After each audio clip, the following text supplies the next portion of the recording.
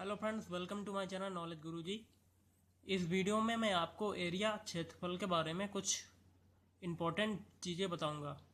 तो आपका स्वागत करता हूं एरिया के पार्ट 1 में। तो चलिए हम लोग शुरू करते हैं। सबसे पहले हम लोग शुरुआत करते हैं त्रिभुज से। तो त्रिभुज क्या होता है, त्रिभुज के बारे में आपने बचपन में ही पढ़ा होगा। तो त्रिभुज हम लोग त्रिभुज जो मान लिया, एक ये त्रिभुज है, इसके एक कोण, इसका कोण एक ये है और एक कोण बी है और कोण एक सी है। तो जो इनके जो कोणों का योग जो होता है वो हमारा 180 अंश होता है। ये हम लोगों को आसान हमेशा ही पता था। और त्रिभुज के जो दो भुजाओं का एक और इसमें कॉमन चीज़ है, त्रिभुज की जो दो भुजाओं का योग होता है वो तीसरी भुजा से बड़ा होता है। मान लिया कि दो भुजाएं हम लोगों ने त्रिभुज एक ये मान लिया, एक त्रिभुज ये है ABC। तो इनकी दो भुजाएं हम लोगों ने मान ली कोण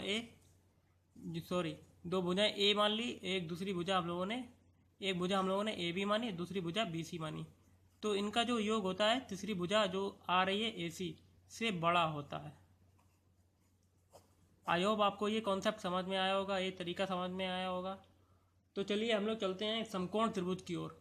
जो ऊपर मैंने फिगर बनाया हुआ है समकोण त्रिभुज में, एक समकोण त्रिभुज हम लोग बना लेंगे और इसमें बिंदु मान लेंगे ए बी सी। तो इसमें कण ये होता है, ए सी कण है हमारा, बी सी आधार है और ऊंचाई ए बी मान ली। तो इसमें जो भुजाओं की माप जो मानेंगे उसको मानने के लिए बी के सामने की भुजा हमेशा बी मानेंगे जो हमारा कण है, और सी के सामने की भुजा हम लोग सी मानेंगे जो हमारी ऊंचाई है सी, और ए के सामने की भुजा हम लोग ए मानेंगे जो हमारी आधार है। आई होप आपको ये समझ में आया होगा। आपने पाइथागोरस प्रमेय तो पढ़ी होगी, पाइथागोरस प्रमेय जो अलाउ होती है हमारी समकोण त्रिभुज में। तो क्या होती है, कर्ण का square means A C square equal to आधार का square B C square plus A B square.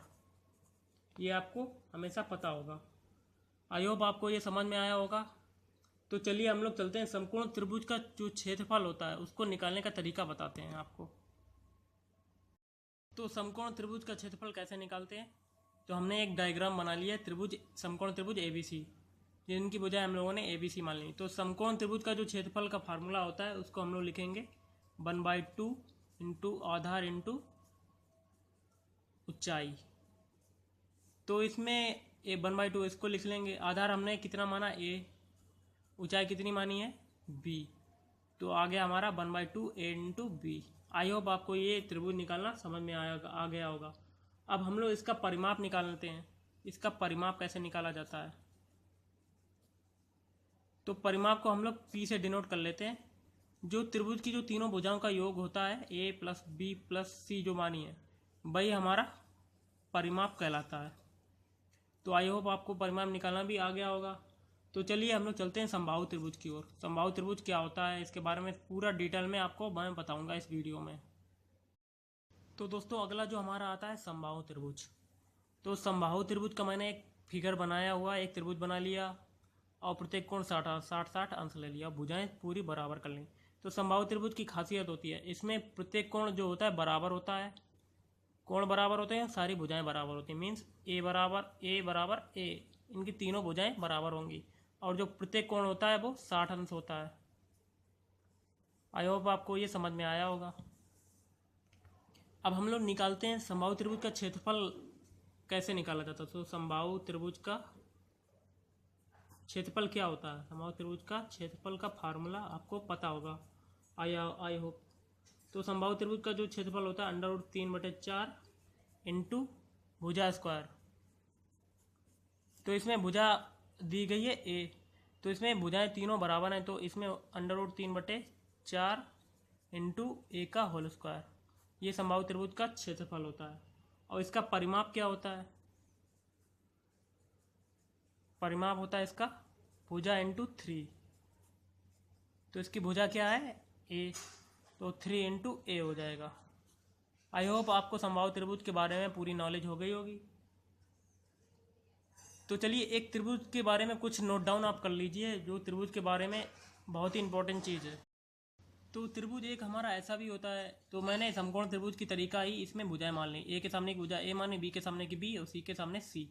तो इस प्रकार के त्रिभुज का क्षेत्रफल निकालने के लिए फार्मूला क्या होता है, क्षेत्रफल को यस मान लेंगे। तो इसका क्षेत्रफल होता है हम लोगों की S, S minus A, S minus B, S minus C. ये त्रिभुज का क्षेत्रफल निकालने का पुराना फार्मूला है, यह आपने बचपन में पढ़ा होगा। तो यस क्या होता है हमारा, यस जो होता है हमारा अर्ध परिमाप होता है। मीन्स तीनों भुजाओं को हम लोग कल जोड़ लेंगे और बट्टे 2 का भाग दे देंगे, ये हमारा अर्ध परिमाप आ गया। और इसका जो परिमाप होता है क्या होता है त्रिभुज का परिमाप, तो इसका समकोण त्रिभुज की तरीका ही परिमाप होता है। तो इनकी तीनों भुजाओं को का जो एडिशन होगा, योग होगा, भाई हमारा परिमाप तीनों भुजाओं का कहलाता है। आई होप आपको ये पूरी नॉलेज हो गई होगी त्रिभुज के बारे में।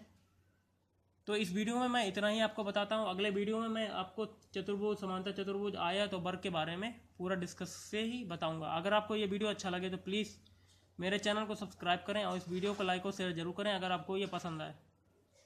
आपके सब्सक्राइब से ही सब्सक्राइब करने से मेरा जो होता है हौसला वो पूरा बुलंदी पे आ जाता है, जिससे कि मैं और अच्छे अच्छे वीडियो डालने की कोशिश करता हूँ।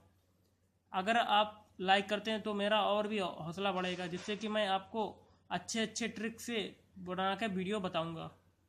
तो चलते हैं हम लोग, अलविदा लेते हैं। उससे पहले आपसे अलविदा लेता हूँ, बाय। तो हम लोग अगले वीडियो में मिलते हैं कुछ और नई जानकारी के साथ।